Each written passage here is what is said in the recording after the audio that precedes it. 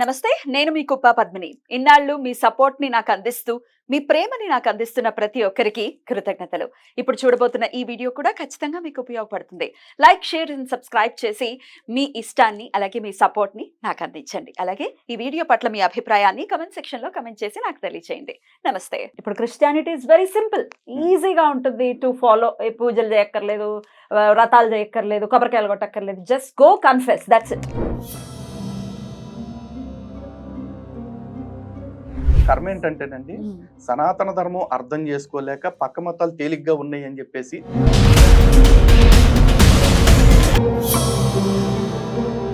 కానీ మేధావులు అనే పాయింట్ ఏంటంటే మీరు మార్చారా మార్చలేదా అనేది పక్కన పెట్టి చాలా కాంప్లెక్స్ గా ఉంటుంది హైందవం. తేలికైంది అర్థమైతే చాలు అనుకునే వాడిని కూడా మీరు మేధావిగా గుర్తించారు. మీకు ఫస్ట్ కొంతమంది మేధావులు అలా మాట్లాడుతున్నారు. ఒక మతం గొప్పది, ఇంకో మతం దుర్మార్గం అయింది నేను అంటలేదు. అసలు టోటల్ గా ఒక మతం మీద లేకపోతే ఒక దేవుడి మీద డిపెండ్ అవటం మీదే నాకు ఇబ్బంది ఉంది. ఏ మట్టిగట్లు చదవకుండా సనాతన గ్రంథాల గురించి ఏమాత్రం తెలియకుండా ఇగో మీ పుస్తకం అది, మీ పుస్తకం ఇది అని చెప్పేసి పోరంబోకు మాటలు మాట్లాడే కొంతమంది వ్యక్తులు మాత్రమే ఈ కులవివక్ష గురించి మాట్లాడుతున్నారు. అణచివేత అనేది ప్రపంచంలో ఉన్న ప్రతి చోట కూడా ఒక వ్యక్తి ఇంకో వ్యక్తిని తొక్కటానికి చూస్తూనే ఉంటాడు.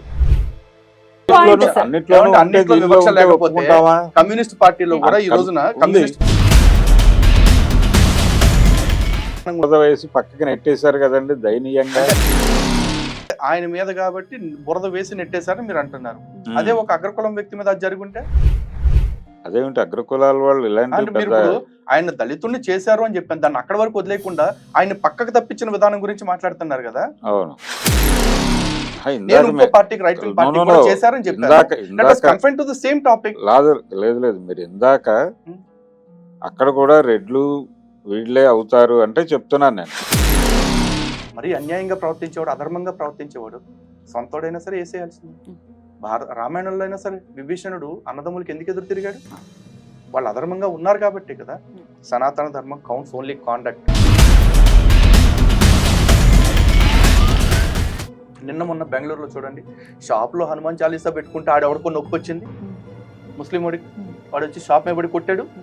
జగదీష్ మార్కెట్లో నిన్న మొన్న పోటీలు ఏం జరిగిందండి? షాప్లో హనుమాన్ చాలీసా పెట్టుకుంటే వాడు ఎవడో వచ్చి కొడతాడు.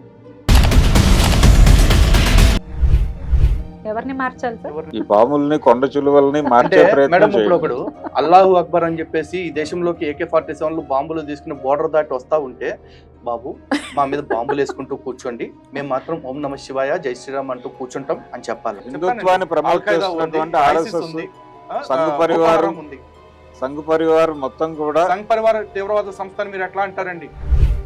ఎట్లా అంటున్నారు? నేను అంటున్నానండి, మీ ఒపీనియన్స్ కాదు ఇక్కడ. తీవ్రవాద సంస్థగా ఎవరు గుర్తించారో మీరు చెప్పండి. నేను మీరు ఇష్టం వచ్చినట్టు ప్రతి సంస్థని ఎట్లా ఉంది సార్ అది? ఓకే.